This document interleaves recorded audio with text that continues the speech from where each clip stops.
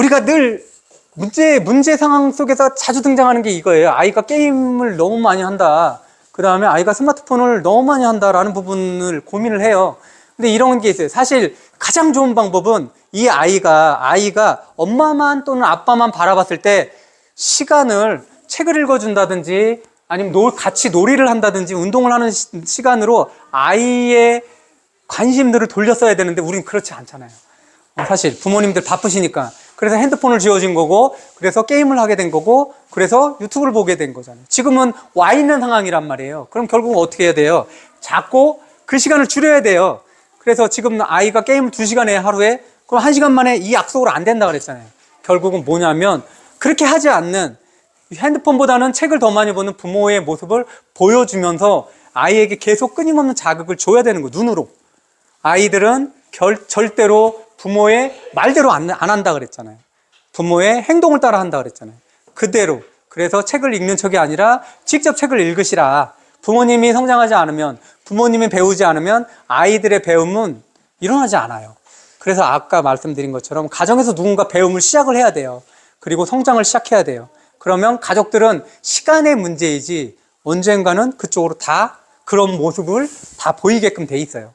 그게 제일 빠른 길이에요. 그리고 그게 제일 확실한 방법이죠.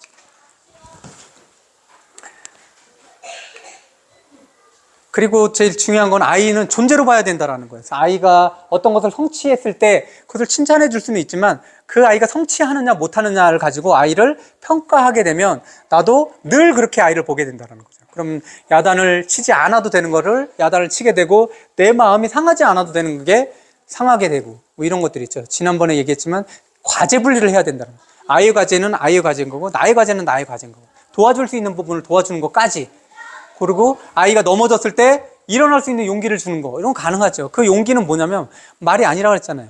부모님이 어떻게 하느냐, 자꾸 부모님이 뭔가를 시도하고 실패하는 과정들 보여주세요. 와, 우리 엄마나 아빠는 책을 읽다가 그만뒀는데 또다시 보네? 이런 것들 자꾸 보여주셔야 돼요. 그리고 우리 아빠는 무슨 자격증 시험을 본 데 떨어졌는데 또 하시네? 이런 것들을 보여주셔야 됩니다. 그러면 아이들은 실패도 또 하는구나, 그 다음에 또 할 수 있네? 그걸 또 되기도 하는구나 라고 했을 때 실패와 좌절이 성공을 견인하게 돼요. 그런 경험들이 지혜죠. 지식은 지혜를 얻기 위해서 배우는 거거든요. 그런 지혜가 하나하나 쌓아지게끔 같이 독려하고 같이 생활을 해야 되죠. 이런 것들. 아이는 배우는 속도가 다 달라요. 그 능력이 아니라 그랬잖아요. 아이들의 분출의 속도는 다 달라요. 실제 인문고전을 가지고 아이들을 5년, 그러니까 천재를 만들었던, 근데 실제로 천재는 아니에요. 난독증이 된 게 심했고, 그 다음에 다른 여타의 장애를 가지고 있는, 지적장애까지 있는 아이도 있어요. 근데 이 부모 중에, 오래됐지만, 부모 중에 고전을 읽혔던 거예요. 인문고전들을. 철학서, 아이들이 읽을 만한 수준에서부터. 그 다음에 소설책, 고전들을 읽혔어요. 지금에서는 당대 그 분야의 천재적인 그 정도 수준까지 올라가는 아이들이 있어요, 실제로. 아이들은 실제 무엇인가를 받아들이고 성취하는 데 속도가 다 다르다라는 거죠. 근데 너는 왜 그렇게 못하니? 라고 얘기하면 그 아이는 거기까지예요. 거기서 나는 거기까지밖에 안 되는구나 라고 생각하고 자기에 대해서 한계를 지어버린다라는 거죠. 한계를 부모님의 말로, 그런 건 잘 들어요. 왜냐하면 왜 그런 얘기를 잘 듣냐면 나는 거기까지만 하면 되는구나, 나는 거기를 넘어갈 수 없는 사람이구나. 왜냐면 그때부터는 편해지니까 몸이. 그래서 그런 얘기들은 정말 마음속에서 하고 싶은 생각이 있어도 그런 것들 꾹꾹 참아주시는 게 아이에게는 훨씬 더 도움이 돼요. 아이는 저마다의 속도를 가지고 있다는 거.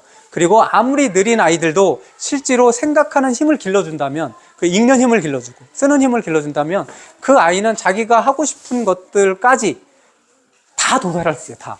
누구든. 그래서 늦었으면 느려도 괜찮다고 꼭 얘기해 주세요. 틀려도 괜찮다고 꼭 얘기해 주시고. 근데 틀려도 괜찮아, 느려도 괜찮아 라고 얘기해 주는 건 필요한데, 이것들을 느려도 괜찮은 모습을 부모님이 보여주셔야 되고, 틀려도 괜찮은 모습들을 부모님이 보여주세요. 부모님의 삶 속에서. 그 부모님이, 아이들이 이렇게 물어보잖아요. 막 자꾸 꼬치꼬치 물어보잖아요. 핸드폰은 저거는 어떻게 해서 저렇게 돼? 또 경제적인 것들 신문에 나오면 이거 왜 이래? 그러면 부모님 귀찮잖아요. 바쁘기도 하고 모르기도 하고. 그런 질문들이 왔을 때 부모님들은 너는 자꾸 그런 거 쓸데없어. 알아도 필요 없어. 네 나이에는 몰라도 돼. 이렇게 하지 말라라는 거죠. 정말 모르시면, 야, 그러면 아빠는 또는 엄마는 여기까지밖에 모르는데, 그러면 누구를 찾아가거나 어디서 찾아봐서 한번 그것들을 해결해봐. 또는 어떤 책을 가지고, 여기에 그런 게 있네. 아빠는 잘 몰랐는데, 이렇구나. 라고 어디에서 막혔을 때 그것을 해결하는 과정들을 같이 공유해 보셔야 돼요. 아주 쉬운 거라도. 귀찮아서 내가 모른다고 해서 거기서 끝내시면 안 돼요. 그렇게 되면 아이들은 어떤 경험이 생기냐면, 어떤 것들이 궁금하고 그런데 어떤 벽에 붙이면, 그만둬야 되네? 라는 것들이 경험으로 쌓인단 말이에요. 그러니까 부모님들도 모른다고 딱 얘기하고, 그건 이런 책을 찾아봐, 또는 도서관에서 한번 찾아보도록 해라. 이렇게 안내를 해주셔야 됩니다. 아이가 어리면 어릴수록 더.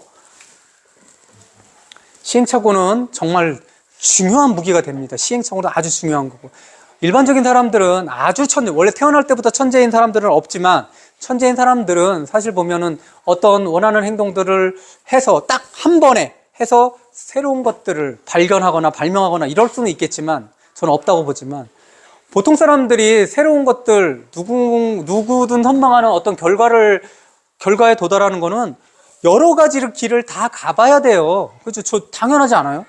투자 맨 처음에 딱 했는데 나는 돈을 많이 벌고 싶어. 그때는 어떤 주식을 딱 샀어. 그때는 엄청나게 돈을 벌었네? 그게 그럼 그 사람의 투자 실력이에요? 아니잖아요. 그 운이 좋은 거지. 정말 평균적으로 내가 투자 실력이 좋아진다. 그럼 다 해보고 실패하고 복귀하고 이런 과정들이 있잖아요. 시행착오는 사람들이 무언가를 배워나가고, 그리고 사람들이 더 잘하게 하기 위한 유일한 방법이에요. 유일한 방법. 그러면 실패했을 때 또는 좌절했을 때 거기서 엎어져 있으면 안 된다는 거예요.